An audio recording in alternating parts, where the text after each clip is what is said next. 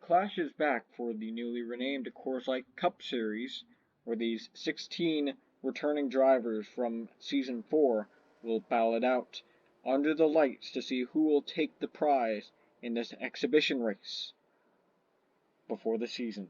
On the pole for tonight's event is the 09 of Allison Rain. Starting beside her is the 43 of Peter Onjak. Third is his teammate Christian Vargas. Fourth is Jay Jefferson.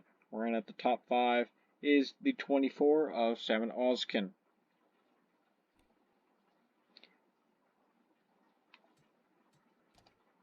So we get set for the pace car to go in.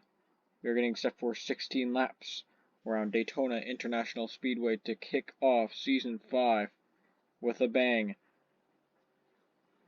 16 drivers, 16 laps. Who will get the win? Green flag is out. We're racing in the Season 5 Clash.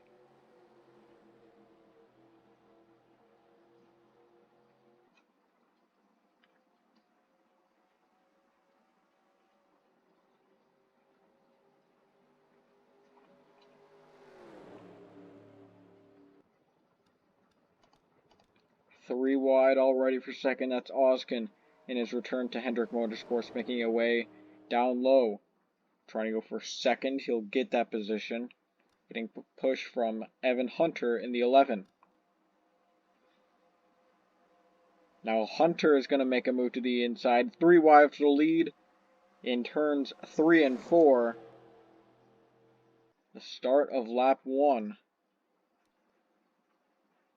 Already crazy as Evan Hunter moves up to block Carter Friesen. That'll be enough to lead lap number 1.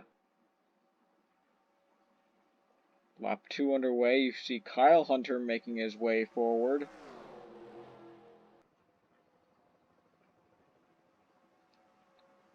Well, we've got a bit of a single file train up here at the front. First one to make a move is the 83 of Nathan Ormond in his Red Bull Racing Toyota. Now Kyle Hunter, he peaks, but he's not going to be able to get there quite. He will. He'll block off the 83 who is charging hard on the inside. And he will take the race lead away from Evan Hunter.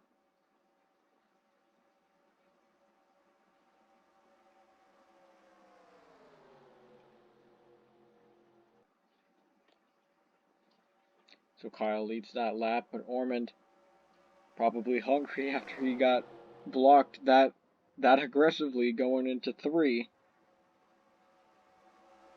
He wants to lead for himself. Hunter's going to move up the middle, so that'll leave Ormond down low. A push from ex-teammate Dylan Arminian, although Arminian is now returning to Hendrick Motorsports just like Oskin is. So, he was originally driving for the Richard Childress organization. Now here he comes for the lead. Side by side out of the tri-oval. Cobra gets shuffled up to the middle. Here comes the other Red Bull Racing car. That is the 82 of Code Luigi.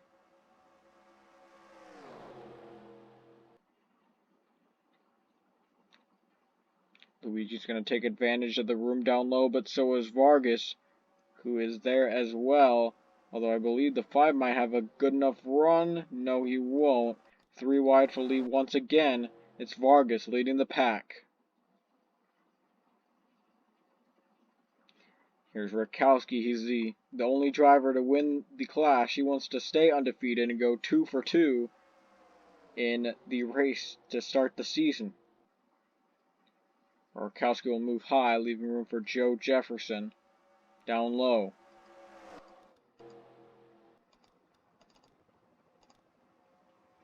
Joe Jefferson getting a push from Jay Jefferson. It's already been established that Joe Jefferson has kind of mastered these super speedways. So can he get a win tonight? Him and Jay Jefferson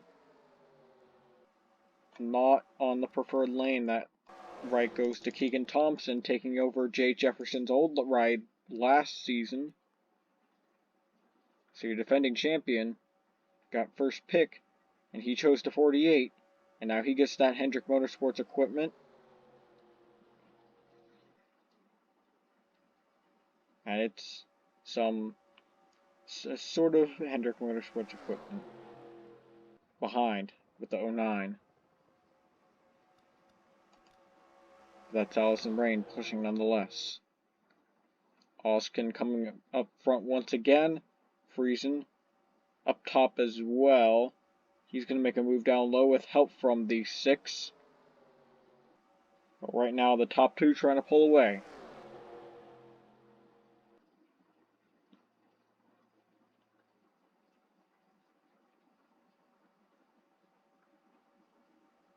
Rain and Thompson, we've seen it before.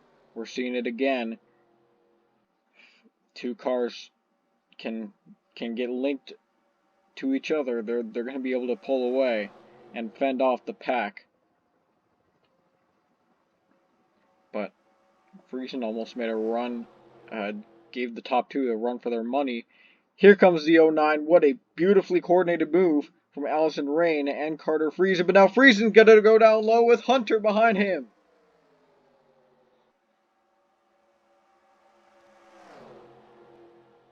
Carter Friesen 3 wide for the lead in a daring move. You saw the first daring move around the start of the back straightaway, and then the second going into 3, and it worked out for Friesen. He's got Hunter behind him. It looks like he might stay. No, he goes down low.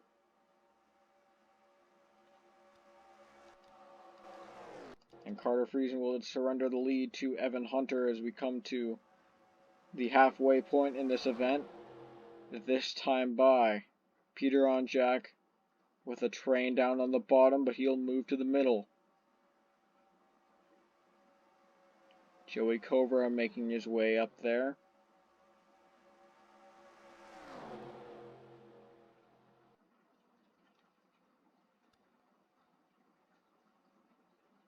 And it looks like Cobra is going to try and work with this 11. So now just 8 laps to go in the clash. Not quite crunch time. He's still got some time to see if he can play the cards right, but we're definitely seeing how this race will shape up near the end. Here comes Jay Jefferson down to the bottom. That'll be for second, but he has no help. Now he does. 6 of Kyle Hunter is now there. Cobra and Hunter block him off.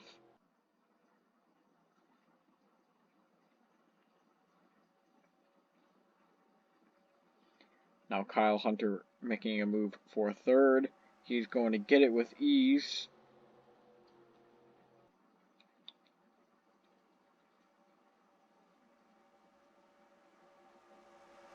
And possibly some tandem racing up front with the 39 and 6 working together, and the 11 and 98. And there they go to the inside. Well, it looks like Joe Jefferson makes it 3 wide. That could have worked if that didn't happen, but it looks like it'll just be a battle for second now.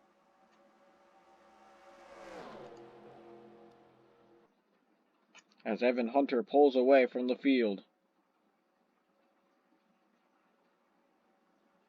Joe Jefferson moves to the middle. Zachary Fitzwater Sr. looking to go to the inside for second.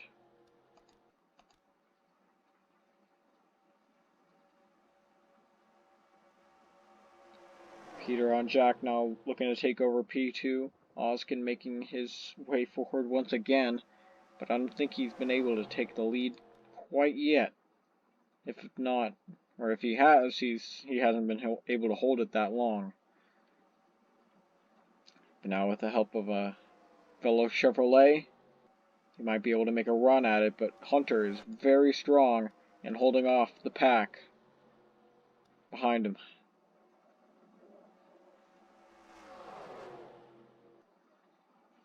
And the way they are 3 by 3. So, depends on how far ahead you are, whether or not it's easier or harder to block off. If you're pretty far ahead, you're going to be able to block that off fine. But if not, that might be something. A near accident there with Carter Friesen and Christian Vargas, the teammates. Vargas almost got spun to the inside. So just with 16 cars, you know that the chaos still takes place when there was a wreck last season and almost one this season. But this race still isn't over. We're getting down to crunch time here, as when we cross the line, it will be 4 laps to go in the clash. Code Luigi, or wait, that's Nathan Ormond in the 83. He's trying to catch the draft of these top two. Evan Hunter, who's been dominating all day, trying to keep this lead.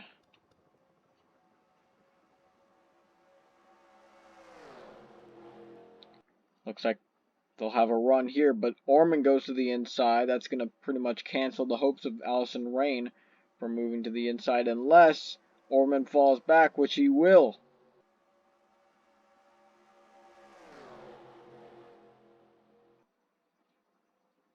So Rain and Hunter continue to work together.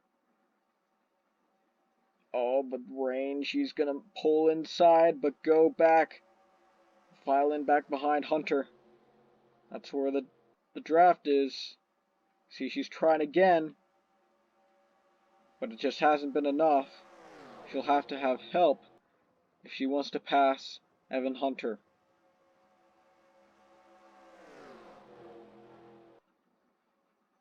The top two have pretty much pulled away, so to get help is going to be pretty hard, especially as we close into the final stages of this event. 2 to go at the line.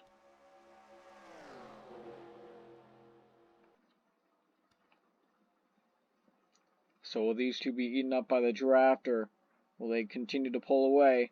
Rain once again peeks inside, but Hunter is able to block it off. She'll have a good shot here, but she stays hooked to the rear end of the 11, and Rain is kind of running out of time to make a move, as here comes the pack. They've been closing in. But maybe she is waiting. Maybe she knows that if these two continue to tandem, they'll be able to pull away from the pack, and she'll be able to make her move without anyone interrupting it.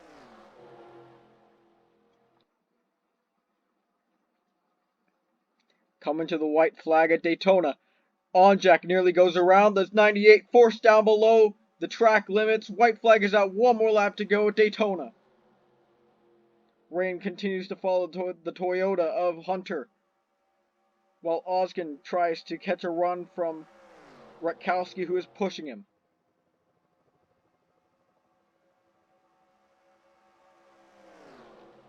As they enter the back straightaway for the final time, looks like Oskin's going to be able to make a move. Can it stick? I don't think it will be able to. Rain will be able to block this off, but will she be able to get a run from this? Final 2 turns at Daytona. It looks like Hunter's got it. As off of turn number 4, the winner of the second clash in season number 5 goes to Evan Hunter.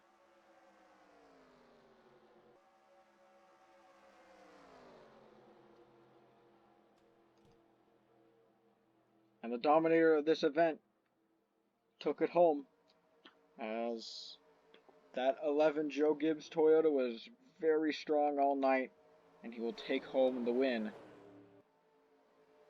in season 5. It's running of the Clash. Second was Allison Rain. Ran second to Hunter pretty much all of the race, but was so close to closing out the deal. Just couldn't find that much of a run in time to take the lead. Third was Samet Oskin. Tried it at the end, tried to make a move for second, but that wouldn't have gotten himself the lead. Fourth place was Joe Jefferson. Fifth place was Jay Jefferson. Sixth place was Dorakowski. Seventh, Carter Friesen. Eighth, Code Luigi. Ninth, Peter Onjack. 10th, Zachary Fitzwater Sr., and I'll read off the rest since there's like 6 more drivers. Dylan Brimini gets 11th, Nathan Ormond 12th, Kyle Hunter 13th, Joey Covera 14th after getting forced out of line there, coming to the final lap. Keegan Thompson gets 15th, and last place is Christian Vargas. So that'll do it for the Season 5 Clash. Once again, it didn't really look exciting if you were just focusing up front, but the suspense of whether or not that second place car was going to make a move, plus the aggressive battling back there in the pack, the fact that they almost wrecked it in the final lap, coming to the white actually, was just showed how action-packed this race was throughout the field. So let's go to victory lane with Evan Hunter in the 11.